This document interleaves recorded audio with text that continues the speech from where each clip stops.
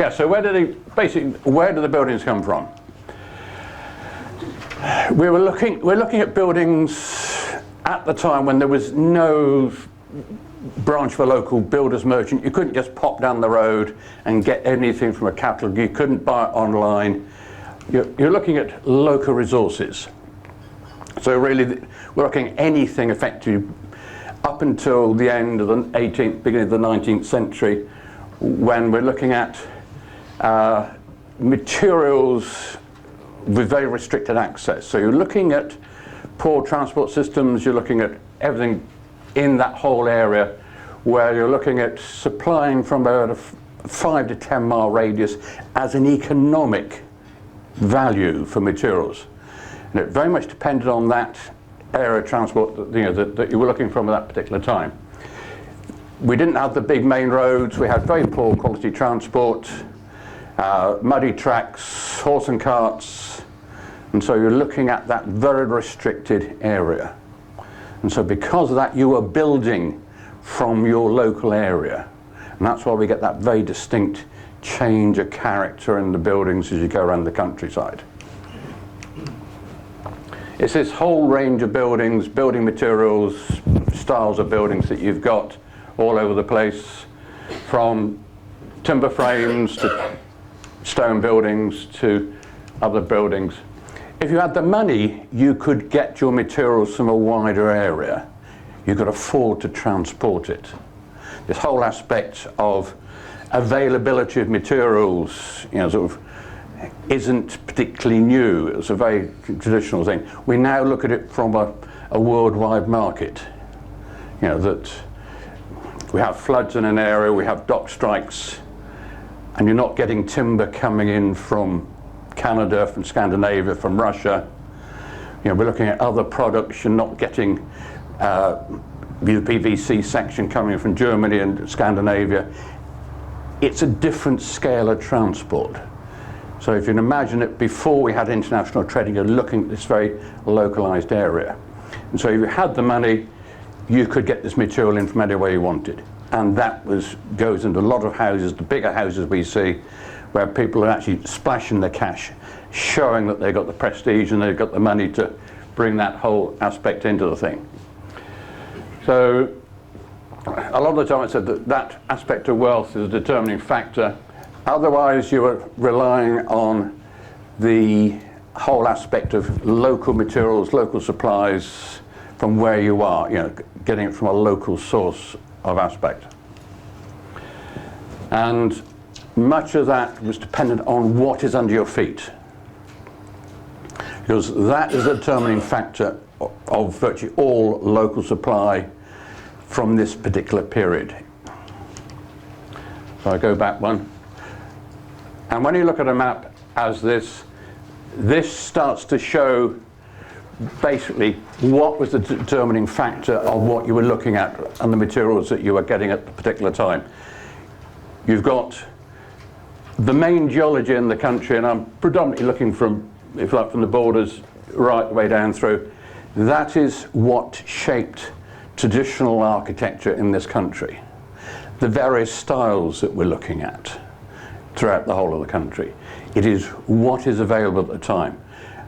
Are you on an area where you've got timber, you've got hard rock, you've got soft rock, even mud and clay at times? That was determining what you were using, what was available to you in any particular case. And it comes right the way through. If you're looking at this, you've got the blue here is the limestone and chalk belts. Then you get the sedimentaries through that, where you end up with the harder rocks into here, very hard rocks down into Cornwall, into Wales, whatever. That is what's determining the whole factor. In between those, in the softer ground areas, you're getting trees, timbers, and whatever. And that is what is determining what you are building with. It's what's there. It's the earth, the stone, the crops, and don't forget the crops that are being grown at that particular time, because they're an important aspect of what you're getting. And those crops, timber, grasses, heather, bracken, as well as the normal grains which I'm taking into the grasses and that whole aspect. These are what you were getting locally, and this is what you were dependent on using for building. And it's this aspect that we tend now to forget, but it is an important aspect for the traditional buildings right the way through. It is that aspect of locality. It gives us the regional styles that we see all the way around the country. We can go back from some areas. You've got the very simplest earth construction, cob, clunch, pisé, all sorts of different phrases, different aspects used for this, but it's there and it's literally under your feet everywhere you go with that. But again, it depends on how much of the sand content you've got in it that is determining what you're seeing there. And if you look carefully, you'll find cob butcher all over the country and in various sort of regions all around the country. And you'll find it from Scotland down through the east coast, all across the south, right down into Devon and Cornwall and beyond. Then you're getting into the stones. I'm looking here at the various types of stones you're looking at. For instance, here we've got a whole range of stones here. You're coming from the Pennants up through South Wales, northern part of the southwest, through the various hard limestones, the chalks, the lias and the granites beyond that. These are all various stones you're getting. They are determining local architectural styles and the local form of building that you're getting from that. How easy are they to dress? How easy do they take an edge? How they're coming out the ground? Are they coming out as shale? Are they coming out as plough up? Are you taking it out as big block that you can then shape? It is very much determined on what that soil is about and what's under the ground. Then you come into other areas where you've got timber framing. In the tree belts, you've got deep rock or you've got no rock at all. So you're looking at a lot of tree belt, and so you're getting the timber framing coming through underneath that. And then in the later periods, probably from the mid to late 14th century onwards, you're then getting the bricks coming in. All sorts, shapes and colours and sizes of the bricks to suit a local area. And they're developing up as they come along through. But again, you are still within these aspects servicing a local area. Transport is bad, transport is expensive. So it's the usual thing of anything within the building industry, looking at transport and availability. And this is what you're looking at here, is local sources and local areas. And this is where the whole aspect of sort of locality comes into. So when you're looking at this, it is this whole aspect again of transport, availability of what you've got in there. Recycling, for instance, we go down to the reclaim yard now, we think it's a modern thing. It's been going on for centuries. If you go into certain parts of the country where you've got a lot of standing Roman remains in the medieval period, they were recycling Roman buildings into structures at that time. You'll find it all over the place. And largely, again, that is coming down to availability, it's transport costs, it's that whole aspect of how easy it is to get it from your source to where you want to build it. And you can still see this now in a lot of places where you're coming up. It's where they're getting that material out of the ground. You are looking at small scale extraction, you're looking at small scale industries, localized digging all the way through. So you're taking out a local pit or a riverbank where you're pulling out sand, you're pulling out clay, you're pulling out gravels, although gravels weren't particularly used at that time because it's just a too coarse material unless you've got a finer binder to go with it. Woodlands, copses of all sorts and sizes. You're looking from a standard trunk right down to something hazel willow coppicing, where you're using that for a different product. It's all being used, it's all being harvested. Fields, common lands, you're picking up stones, surface stones being ploughed up, being reused, that's all coming through. But it's still got to be close to a transport route, and that's got to be fairly close to where you're working, so you can get it from A to your site right the way through. So when we start looking at some of the materials, when we're looking at raw earth or raw clay, we're looking at cob block, some areas where you're actually digging it out rather than compressing it, you're actually digging it out as a lump, air drying it in certain parts of the country, sometimes known as clinch, sometimes called whitchurch, depending on where you are in a particular area. And so again, cast in situ or standard construction. Mortar. Clay is a traditional form of mortar, of wall bonding. Lime hasn't been used for all that longer period. It was only used in certain areas. And then mixing earth up, you're using it as daub, you're using it as in plasters internally. There's a whole range of materials, traditional materials that you can use, this all for. So again, a local material found in most places. And we tend not to find very much of this standing now because it's a very soft material and it's eroded over time. It's been replaced over time. But it was, if you like, the basic material that's, as I said, under everyone's feet at a particular time. Well, perhaps not here. First floor, it's a bit unusual here, but it's certainly out and around. Then we're looking at earth as a fired material, where you're getting into the bricks of various types and sizes, a whole regional variation on those, and also on quality, depending on the clay, the earth source you've got under you. But again, all local delivery, because it's a bulk material, it's difficult and expensive to transport. And again, also with the different clays, you're getting different firing techniques, different colours, the bricks coming in from that whole range of materials in there. And when we start looking at localised and bricks sizing, we tend to think now of the standard metric brick, which is, where is it now? It's down the bottom here. That is now the standard metric brick. These bricks are all drawn to the same size, to the same scale. So it gives you an idea of the range of bricks we've used over the time.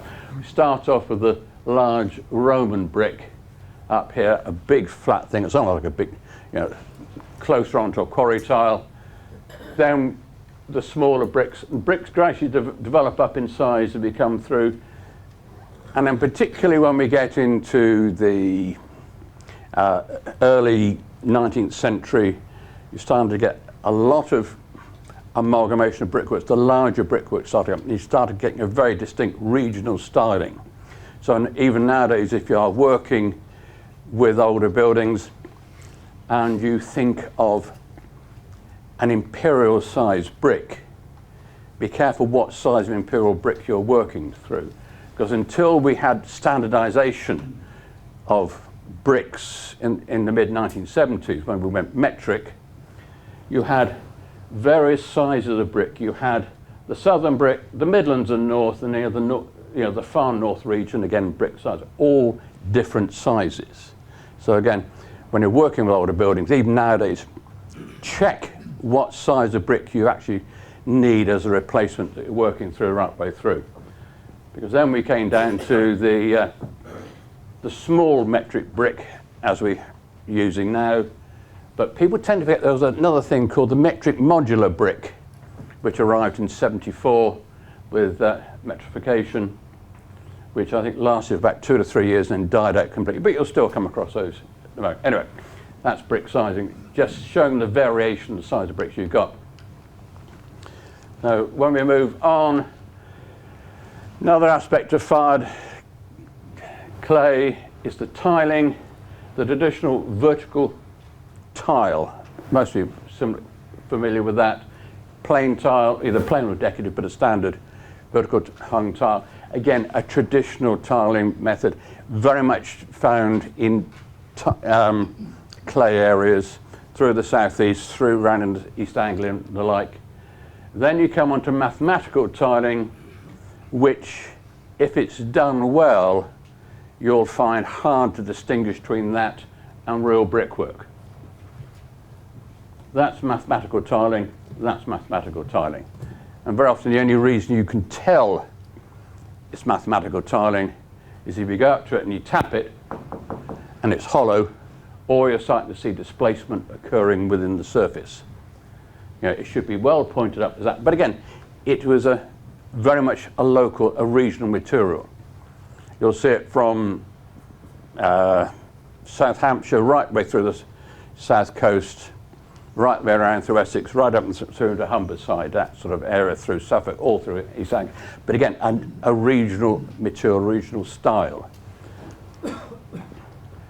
And it was very often used, particularly in the later periods when they developed the better quality material as a method of cladding earlier buildings sort of underneath them. Roof tiles, again, great regional variation from the various areas, depending on the quality of the clay that's under the feet and what you can get in.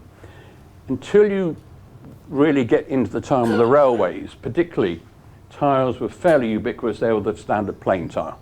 In certain areas, they were picking up on the traditional Dutch tile of the single roll pan tile. And then they then developed into various other stages in through the 18th and early 19th century and became more easily transportable as transport's improved. Stones, another aspect here. We're looking at hard stones, various types, igneous, some sedimentaries within the harder stone category, the metamorphics. Again, here we're initially looking at fairly shallow quarrying, so you're limited on block size unless you've got a lot of money, you know, such as the church had in the early and later medieval periods, where you can have the bigger quarries. You can afford to cut out the bigger block stone, you know. So you're looking at that material there. And so it is very much a sort of regional aspect on that of these hard type stones. And it's, a lot of this will depend on where they are, how easy they take a face, how easy they take an edge when they're being dressed up. The softer stones we're looking at now, predominantly sedimentary in some form, chalk lias, limestones, soft limestones, soft sandstones. They are in the peripheral areas. They tend to be up through that central belt we're looking at on the geology map, on the dark blue areas there, and also some of the sandstone belts up through the Welsh borders, up through the Midlands down into South Wales, those sort of areas. They will take an edge. They tend to weather badly, and the one on the right there, that's when you use a very soft shale, it will weather terribly.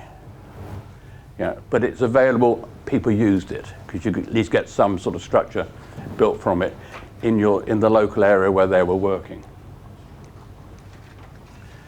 So then we come on to a whole lot of other stones. You may, you know, if you're working through the south of England, you may be coming across any of these, particularly on the south coast, up through the chalk belts. You've got the flints, flint rubbles, cobbles, pebbles, way of getting these materials out from at all. To some extent, these came along as later materials. They started developing up you know, the use of other materials, you know, when you're getting better mortars coming in. They didn't tend to work too well with just an earth mortar or an earth type construction on the whole thing. Then we come on to the aspects of lime. Lime was burnt in areas where you had a suitable source. Not always lime you can extract, or you can get lime from all sorts of materials. Some of the lias, some of the clay lias will burn as a lime. that will give you what we now class now as hydraulic lime, something stronger than the feebler limes. They would do it from seashells, from beach collection, all sorts of materials in those areas. And again, this is illustration. This is a mid-18th century small lime kiln. It shows the sort of transport system we had there. Cart pulled by oxen, so you're limited over that mud roads. So again, you're burning in areas where you've got it.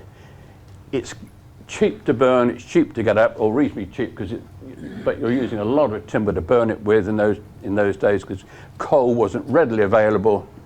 Then you're hauling it off, and again, most of the cost was coming down to transport over poor quality roads in small amounts, so you used it carefully. And you used it, in places where you really did to use it. So again, lime came along largely as a means of replacing clay as a mortar, and because of that cost of manufacturing, because of transport, it was started to be used very sparingly. You used it where you needed to do it, and that was primarily as that harder, sacrificial weathering to a softer mortar core. We tend now, when we're building in lime, to use a standard mix right the way through, perhaps a 1:3. Traditionally, if you're building in lime, for your core work, you could go down anything to 1:6.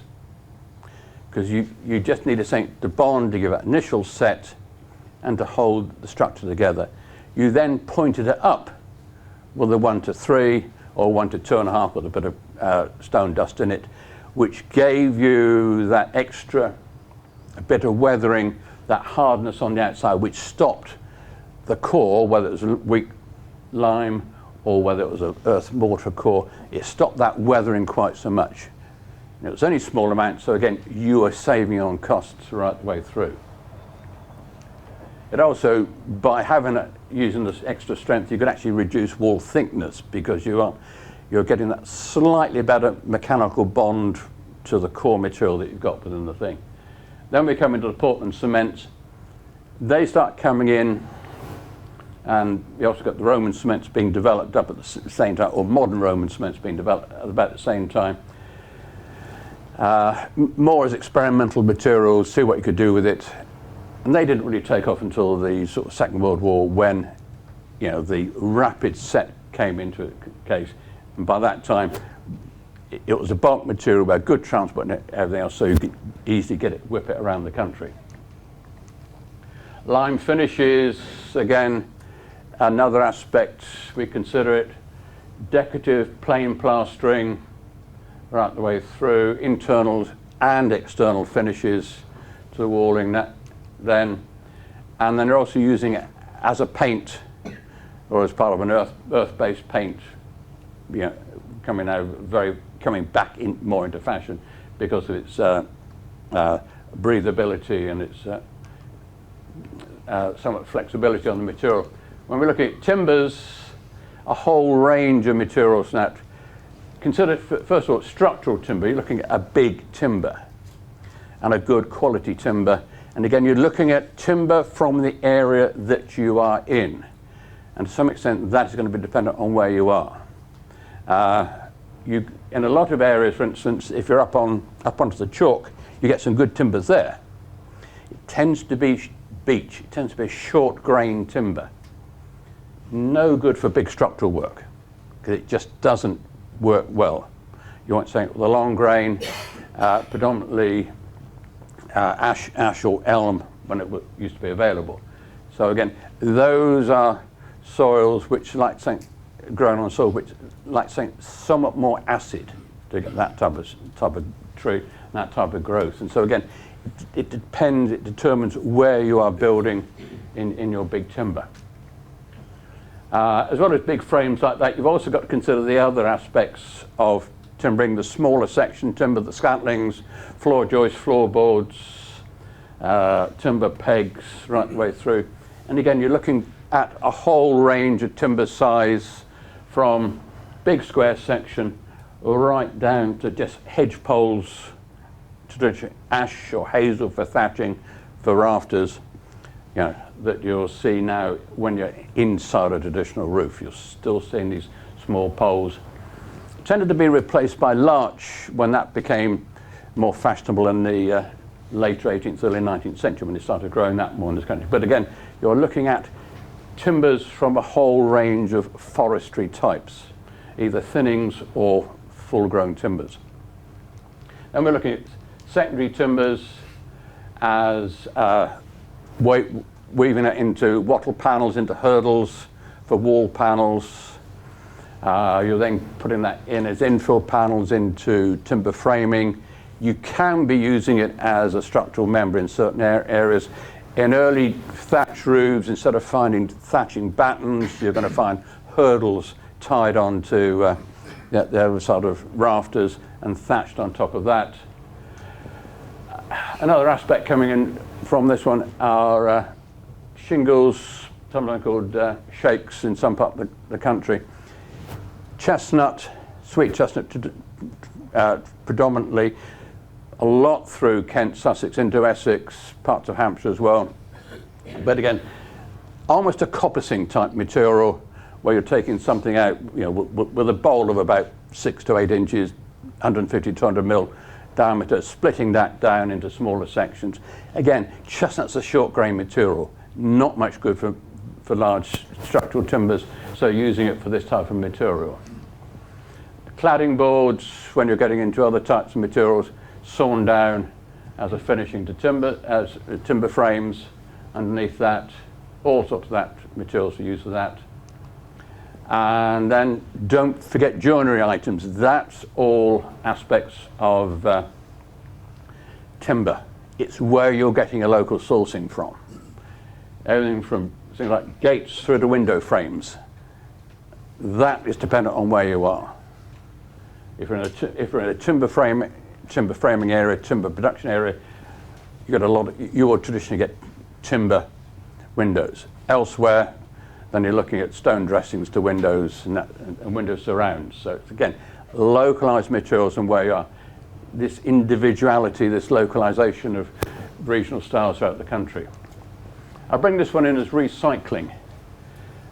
Ship's timbers. You go into so many places, they say, oh, it was built out of an old ship, because there's old notches and things in there.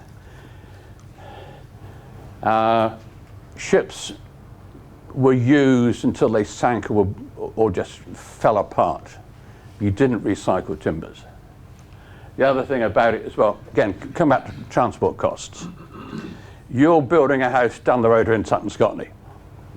Your nearest ship breaking yard, if they're breaking ships, is going to be Portsmouth or Southampton, which for a couple of blokes, cart, a team of horses, you've got 2 days down there and 2 days back up, plus your time loading it for what, half a dozen manky bits of timber. It isn't going to happen. It's where you are using older buildings in your local area. You're recycling locally. Having said that, there are 2 documented buildings in the whole country which contain real ship's timbers. One of them is fairly local, is Chesapeake Mill down in Wickham, and there's another one just outside Colchester. And those are the only buildings we really know have come out ship's timbers, both very close to dockyards, and both where you had a local close supply in that area. So really, if you're getting that one, if you're looking at this, assume it's an older building. So even if you're looking at a 17th century building, you've got older timbers incorporated in it, you might have some very old timbers in there. Thatch, a whole range of materials still being used. Traditionally now we're looking at the various long grasses, the cultivated grasses with wheat, or we're looking at water reed, various types and things. But again, localized material for localized sources where you are getting these materials used. it was probably used far more widely in the country until clay tiles became affordable, which is what you're starting to get in those clay firing areas somewhere in the mid-17th century, where you're seeing thatch being replaced with tiles, and it's steadily gone on from there onwards. And again, you can look at the whole aspect of that, where you're looking at them. That's a bracken roof.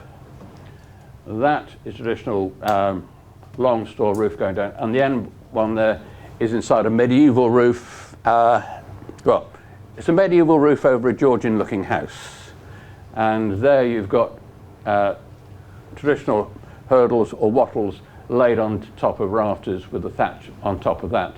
Again, all nicely smoke blackened, so you're probably looking at a 14th, 15th century roof, like I said, on a Georgian house, where the house has been restored and remodeled. Then we're getting into the whole change of building construction. We're going from this, which is a stylized medieval building site. This is Bruegel's Tower of Babel, mid-15th century. But if you look at this in detail, the amount of detail you've got of a building site for that period is phenomenal.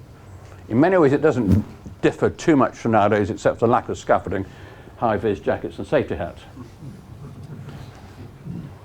So what brought this big transition into materials becoming of a more national material? We start losing localized style, we start losing localized character in buildings and architecture.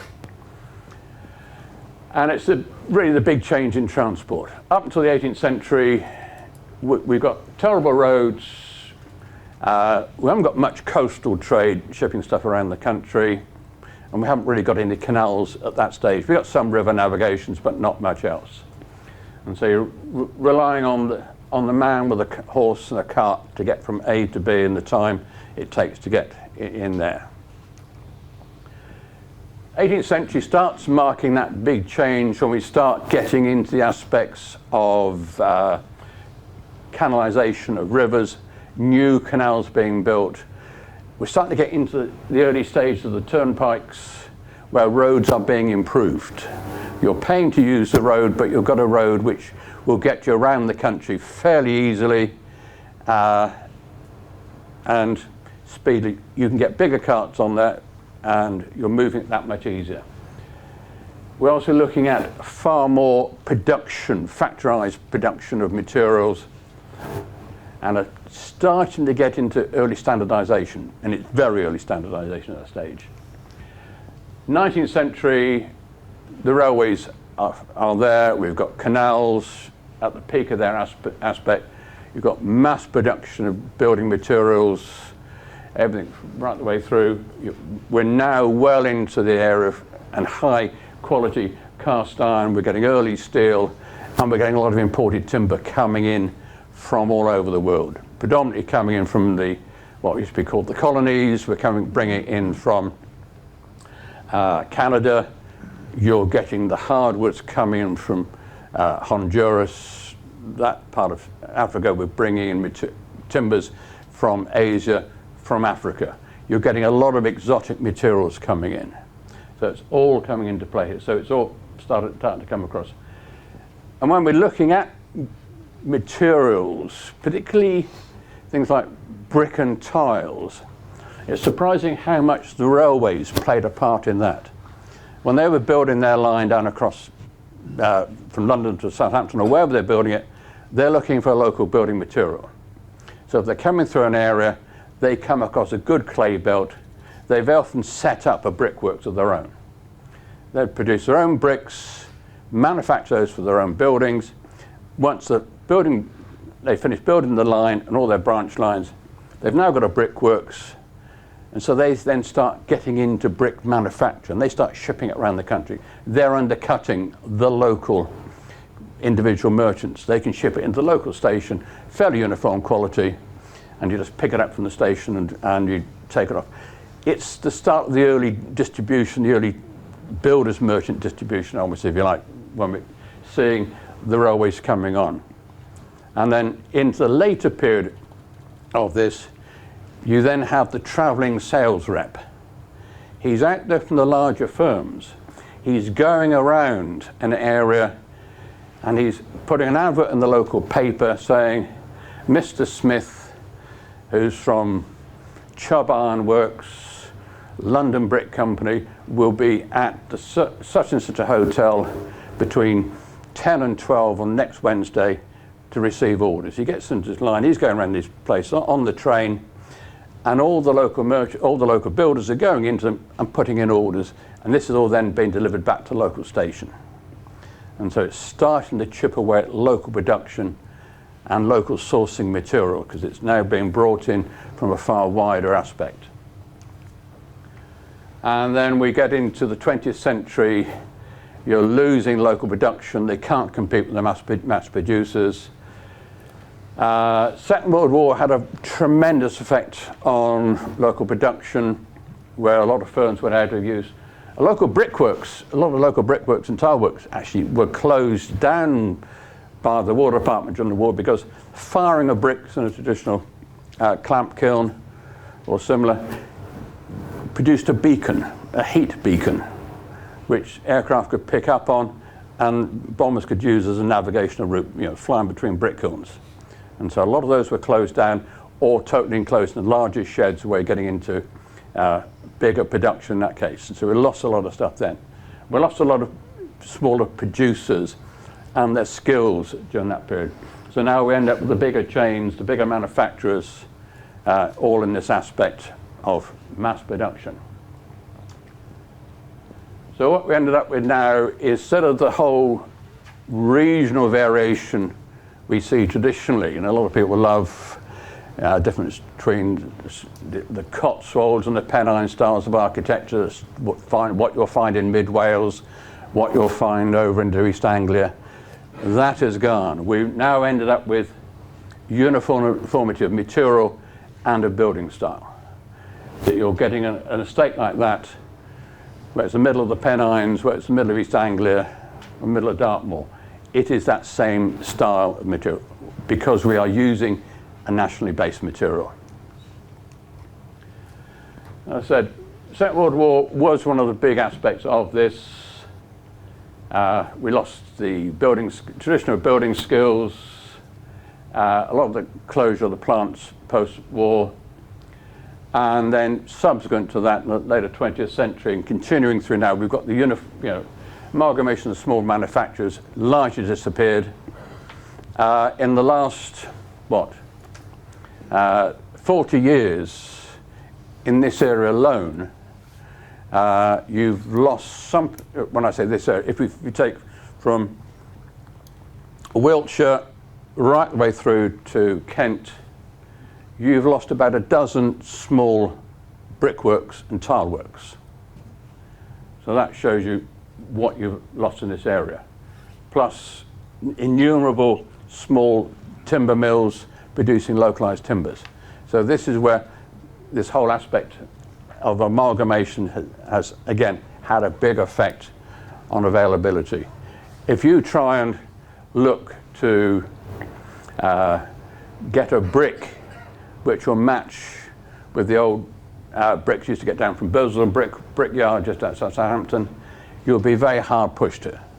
You might find someone in the Midlands who will produce something that looks a bit like it, but trying to match into a local style, local colour is very, very difficult. Not impossible, but difficult.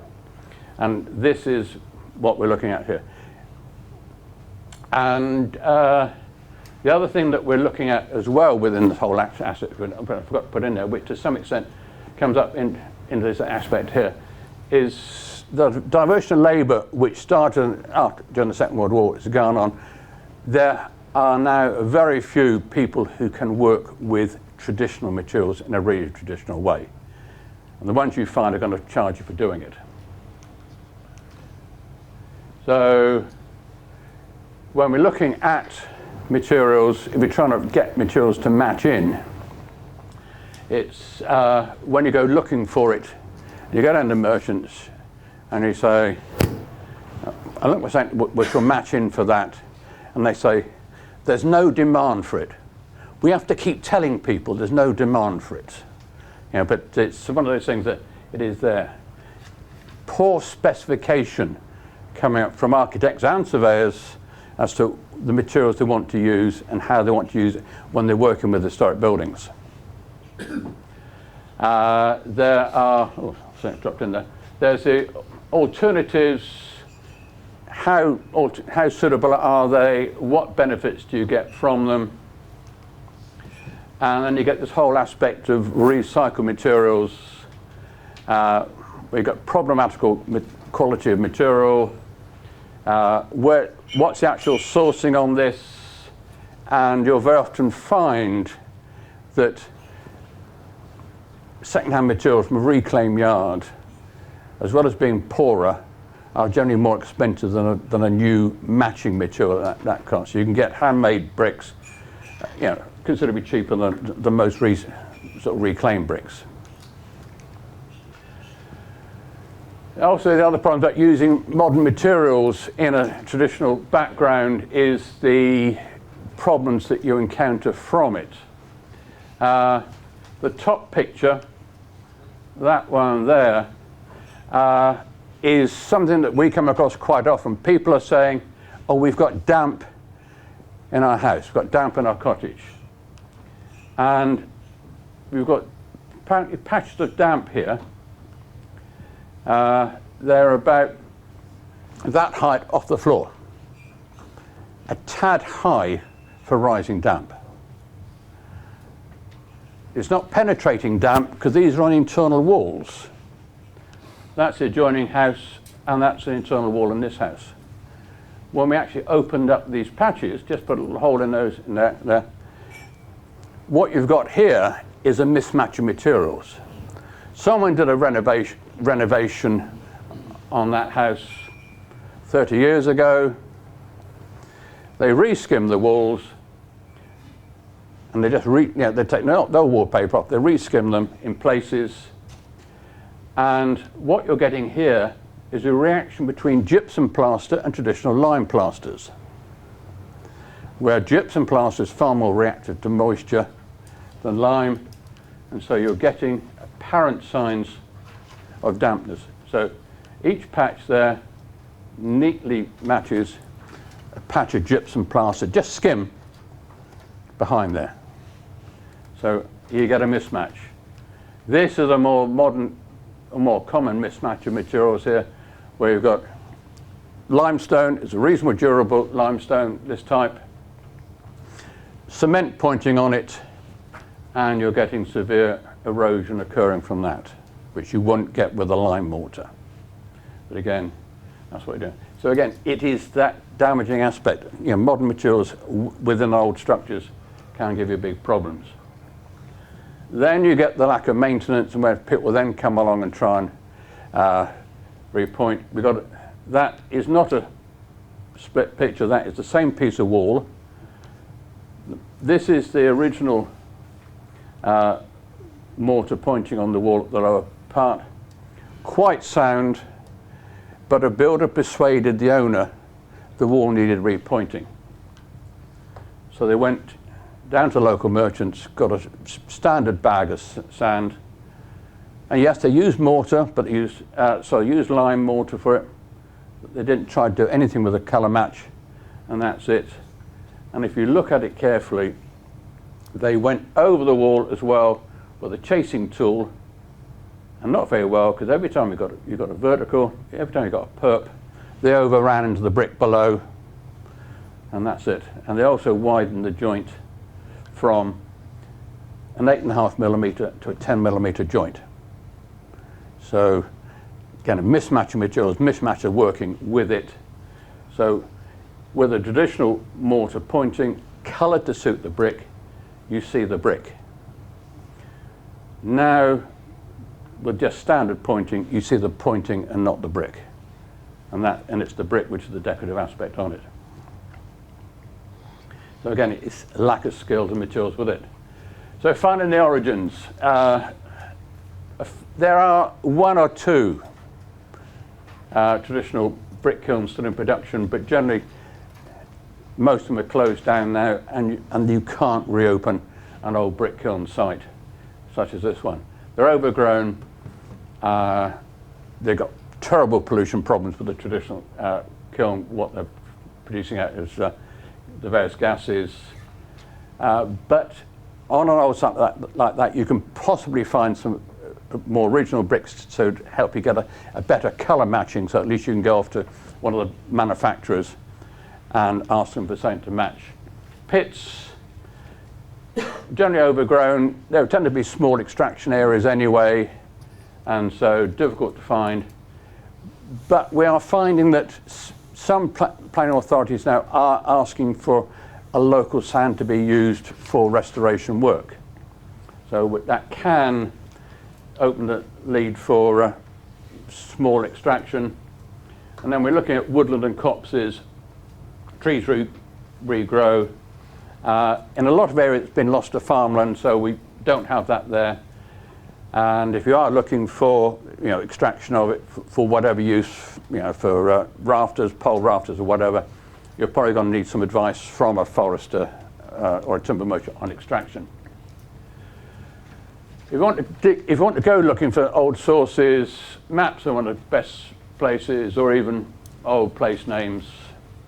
And then when you're looking out in the landscape, looking at old pit sites and quarry sites, that they are there. So, that's there. So when we come on to availability, because again it's this whole thing you get from the merchants, there's no demand for it. There is a demand for materials, and if you're working on a lot of jobs, if you're looking at on an historic restoration conservation work, you are probably going to need to find some sort of good matching source. Don't rely on merchants. It's all small scale stuff, then they've got no real interest in selling it. So when we're looking at various sources, and again, my connoisseur there is, these aren't the only people, they're just representatives of it. So, carbon earth walling. If you're looking for the bare materials, all the actual construction types, various people you can find across. So, on straight limes, you've got Cornish lime, lime stuff. Those are firms that can help you in that aspect. Bricks. The Brick Development Association incorporates most of the brick manufacturers, but tends to be dominated by the very large suppliers now. But you then have, in the smaller producers, all producing good quality bricks, imperial sizes as well as metrics. And you can probably, amongst those, find somebody who will produce a brick similar to what you're actually looking for on most restoration jobs. But again, not a definitive list, but it gives you an idea of the firms that are about. Some hold stocks of bricks, most are burning in batches.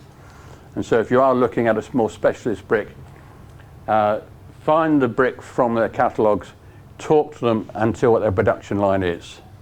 You might be looking a month, you could be waiting 4 months for when they're firing for a particular type. So they are there. Then tiles, traditional clay double lap, traditional plain tile type tiles. They're there through that lot. So Blythes, as well as doing a double lap plain tile, they also do a double lap pan tile, the single roll type.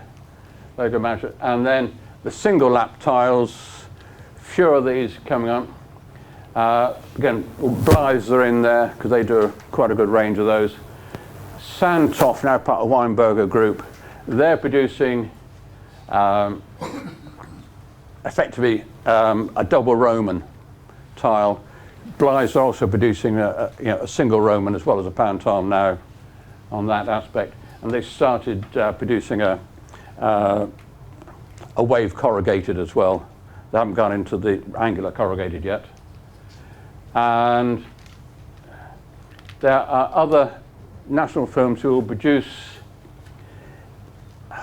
what I term a concrete look-alike single lap tile, but then again you need to look very carefully at the tile profile, its thickness, its texturing in each situation.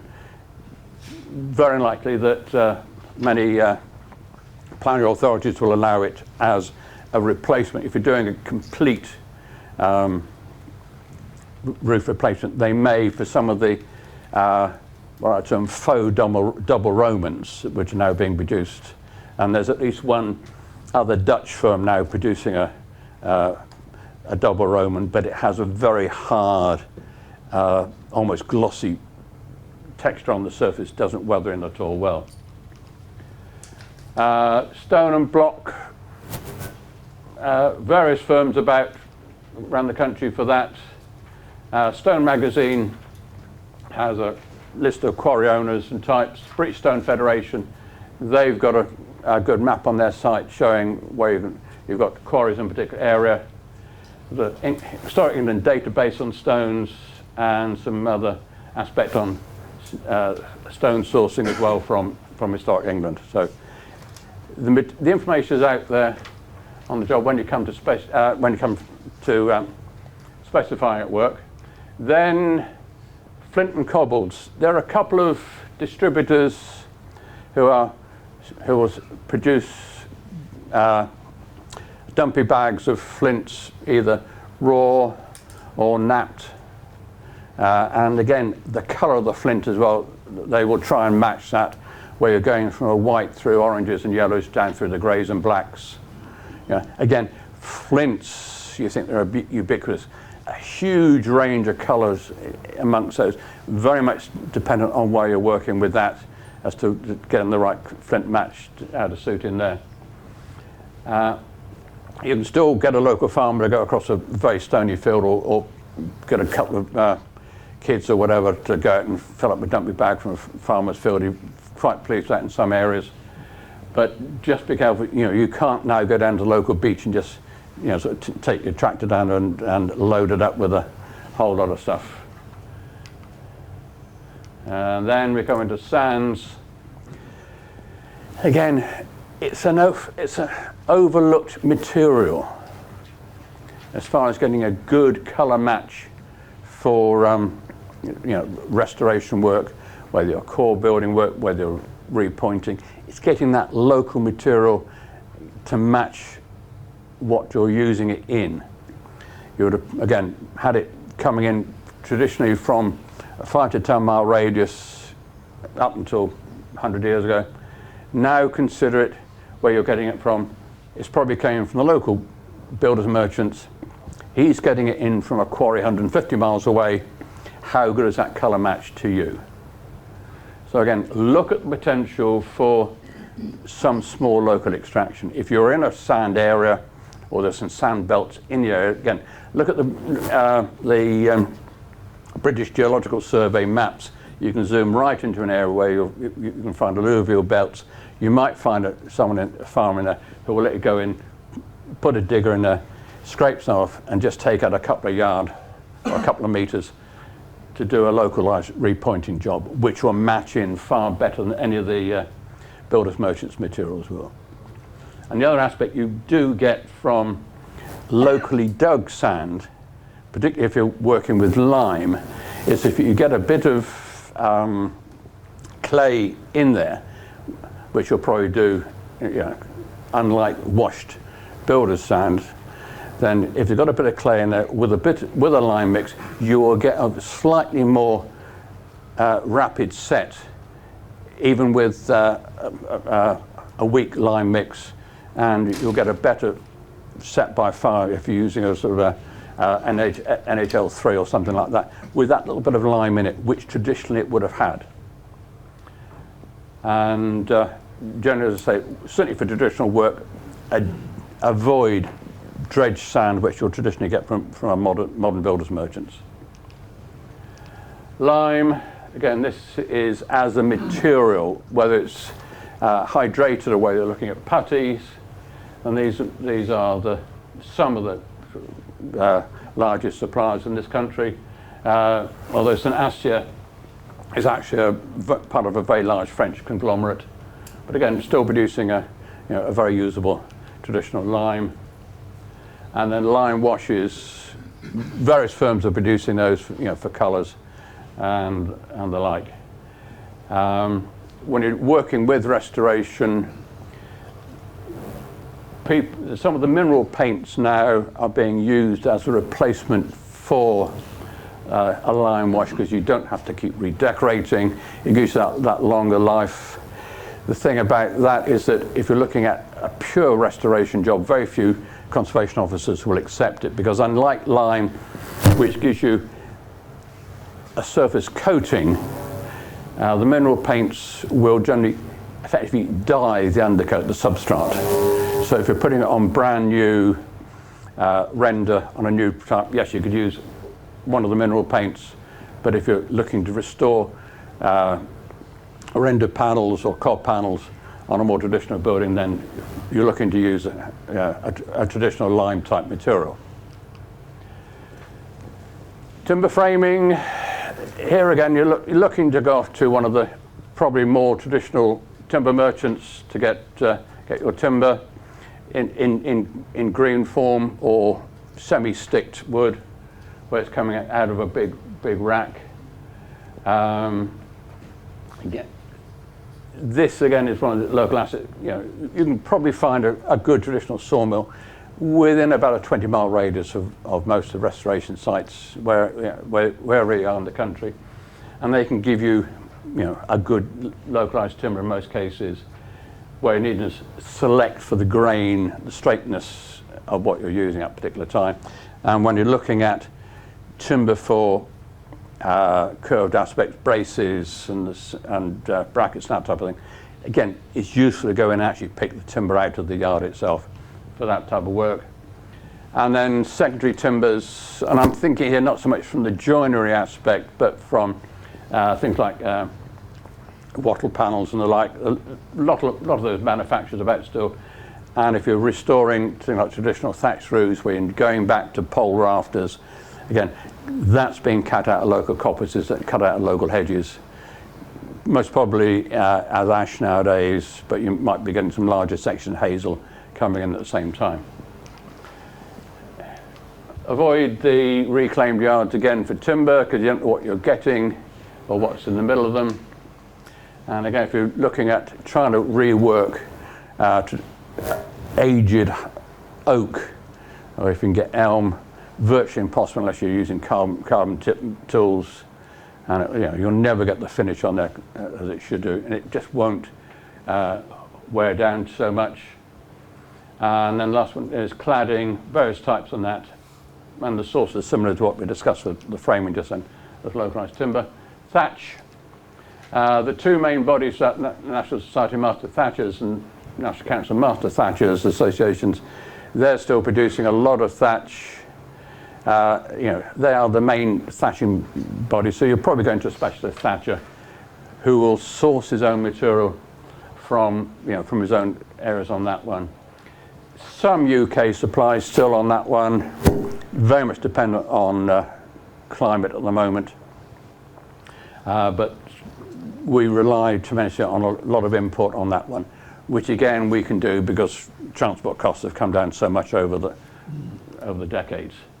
And with that, we're up to the end of it. Right. Any questions? Yeah.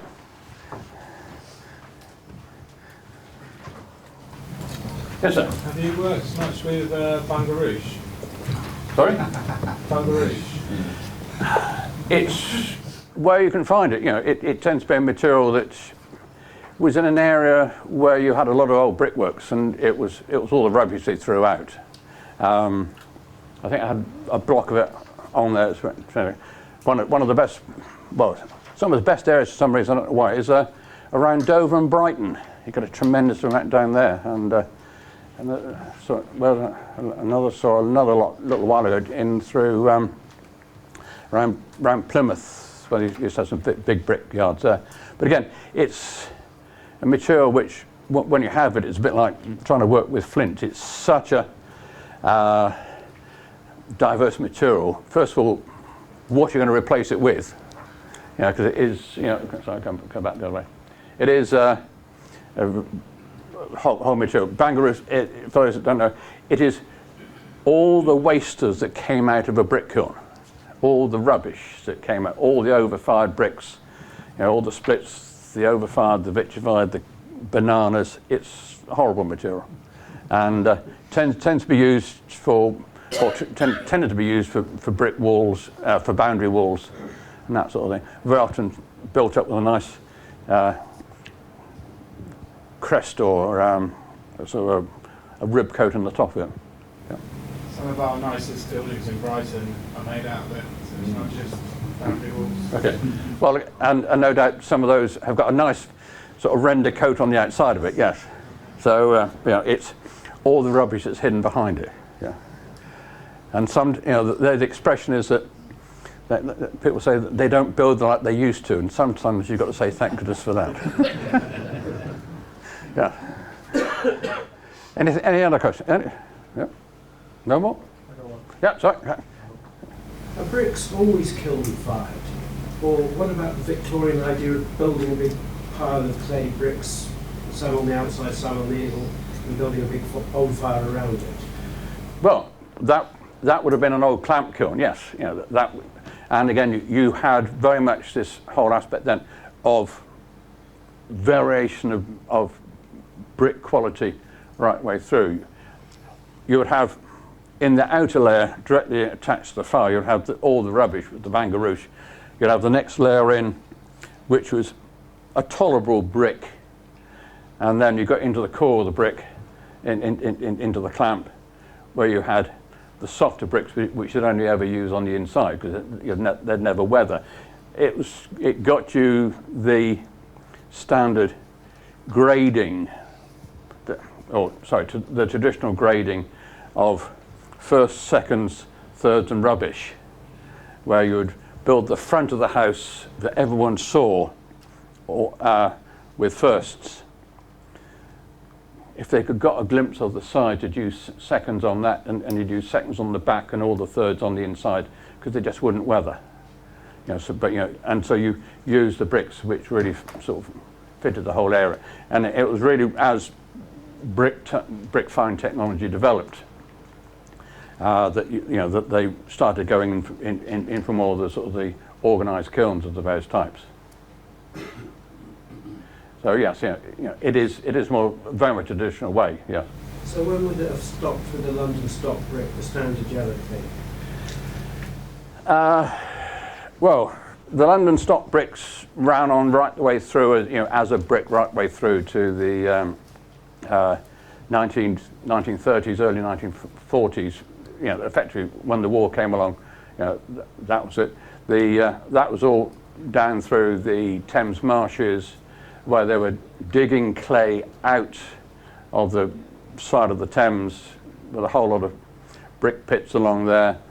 The sailing barges used to go down traditionally with all London's rubbish, which they would tip into these old pits, and then they'd either come back loaded up with bricks, or they come back up with hay and straw for all the horses in London.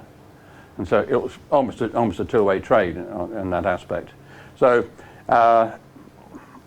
the smaller clamp kilns, really, because of how well they were producing, they tend to disappear by the mid-19th century because there was such variable quality, small firing, and low production rate. They would tend to be replaced by the more rigid, more upright, traditional, larger type kilns. Have they been on site? In the early days, in a house, you have dug up the clay and fired it. If you're going right back to where we started, back in the medieval period, 13th, 14th century, the 14th, 15th century, when you're firing bricks, yes, they would have been fired on site, or right alongside, because you would have been digging the clay out, firing it, and then once it had cooled, you're building it in. And it's as brick production expanded, then you end up with more rigid production, sort of bigger kilns. And so by the time you get into the 19th century, when you've got the railways companies coming in with their big production units, all up round through Peterborough, up alongside the LNER railway line there. They've got huge factories producing them in the 19th century. They're producing hundreds of thousands of bricks a week in big production line kilns, and it's one of those things that where the small scale stuff just had disappeared. Even smaller brickworks. I'm just trying to think what we've got fairly local here. Just outside of Southampton, Wellow. Wellow was a small kiln across there. That was a Scotch kiln. They were producing bricks. They were producing probably somewhere in the region of 100,000 a month, let alone a week over there, right up until they were closed down in 1939 by the War Department. But that was an enclosed Scotch kiln. Yeah? Okay. When I was young, Yeah. they were still marking bricks with words, letters and numbers like LBC2. Mm-hmm. So we know what that means now from what you've just said. Yeah. When did they stop doing that? Presumably there's no 1, 2, 3, 4. No, not now. No, because it was LBC was London Brick Company, taken over by Hanson's in the late 80s, early 90s. Then I think they're Weinbergers now, as well as part of one of the big. They're either Weinbergers or Frontier. I'm not quite sure which one it is now, but they're part of one of the bigger groups. Yes, all that quality of bricks yet disappeared. But again, even Bilsland, when they were taken over by Redlands in early 80s, whilst they didn't mark the bricks, you could still see the local brick rep and say, right, I want either first or seconds, and that was when they were still hand selecting them out of a kiln, because even with the Scots kiln, you would have that inconsistency of burning and firing. Now on a more sort of modern conveyor kiln, you just don't get that now. It's a consistent brick. And the expression fire brick? A fire brick is something that you'd use exactly that. There you're using a different sort of clay. You're using a fire clay, and you're using that exactly that. You're using it in an area where it is going to be subject to big heat, big change of the temperature, so that you can put a fire against it, bring it up, and let it cool down, and it's not going to shatter like an ordinary brick, or it won't actually burn like an ordinary brick. You're using inside boilers, backs of fireplaces, all sorts of things like that. And a lot of it comes down to the quality of the clay you're using with that, and how it's compacted and how clean it is. And a modern silicate brick? What's the silicate? A calcium silicate brick, traditionally known as a sand lime brick, is exactly that. It's a mixture of cement and sand, and it's not fired, it's autoclaved, it's steamed. And one of the problems with using sand lime bricks traditionally, and you'll find this on the BRE Digest, is that you have a tremendous shrinkage rate with it after building in. It takes a long time to cool. It was a very popular material because it was slightly cheaper than clay bricks, and you end up with better colour range. You go everything from white through to black, and blues and greens, everything in between. Used to be a big firm just outside Poole called Beacon Hill Brick Company. They were all sand lime, they were calcium silicates. And again, they disappeared in the mid-90s because of the brick going out of fashion, because of the problems it gave, post-construction. And the 1930s. What company? Pardon? What company did you mention then? Beacon Hill Brick Company. Yes. The local rep round here, the chap covered Hampshire and Wiltshire, a chap called Ray Whiting. And he was been there for years and years and years. Yes, sir. And the 1930s silicate, would that have had anything to do with diatomaceous earth? Sorry? A 1930s silicate, would have that been constructed with something like diatomaceous earth? No, you're still probably using a sand on that one, because it depends on where you were. Like I said, you had Beacon Hill Brick Company, you had Petworth Bricks.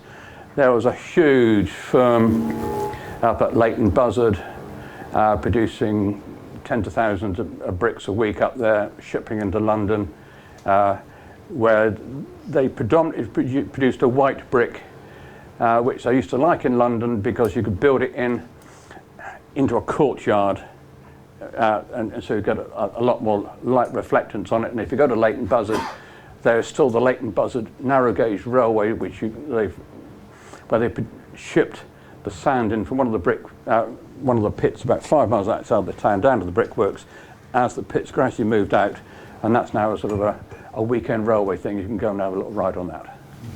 One more question. Yeah. Flattens. Are the stripes manufactured into it by mixing the clays, or is that the way the clay comes out the ground? Neither. It's house fired. Yes, it's house fired. Any more? Yes, gentlemen. About lime plaster, if I could. Yeah, please. Just noticing the difference with older properties, how the lime plaster is often softer, Mm-hmm. and then into the 1920s and 30s it seems to be much harder. Yeah. And I'm wondering whether that's what you said to do with the mix, or whether it's to do with something breaking down in the lime plaster.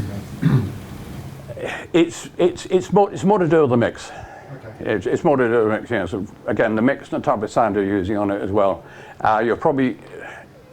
There was a change over from a 3-coat to a 2-coat build-up. Again, that was a cost-saving aspect, you know, and also sped up the works to some extent. And you were then also at the same time you had a slightly different finishing, whereby if you look at a traditional, let's say 18th, 19th century plaster finish, you'll probably get a skim coat or a finish coat on it, anything up to about 3 mil thick.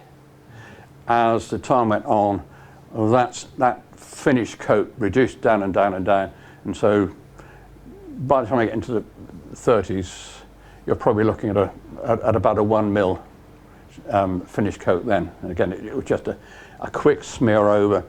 Probably no silver sand. It was probably just a neat lime putty, just to skim over it. Yeah, because they thought in most of those days you're either going to use one of the old emulsion paints or you're going to wallpaper it. Okay. And any difference in breathability with harder and softer mixes? Not a great deal. Not a great deal. No. No. Thanks. You all? Any other questions? One more, sorry. All right, I got it. The marking in the frog, going back to the LBC marking, Yep. is actually fired into the brick. So you mentioned hand sorting of bricks afterwards, but they must know of some before they even fire it, which are going to be 1, 2, 3, and 4. Probably only, you know, if they were manufacturing them for internal use, yes, they would do. So they would fire them softer to start off with. Well, so they part fire and then add marking. No, that would be pressed in. You know, once it's fired, you can't do anything with it. All markings go into a brick. Basically, the brick production, you get your clay, shove it into a mould, whether it's a hand mould or a machine mould. It comes out, it's turned out of that. It's oversized at that time. It then goes off to the drying sheds. It air dries for a period of time, depending on the density of the brick and the type of clay that you've got. And then when it's air dried and you've lost a lot of the moisture from it, it then goes into the kiln and then it's fired. And you do it that way because if you take it straight from the mouldable clay and put it into a kiln, there's too much water in it and it will just explode. The steam in it will just blow the whole thing apart. Yeah. Right. Okay.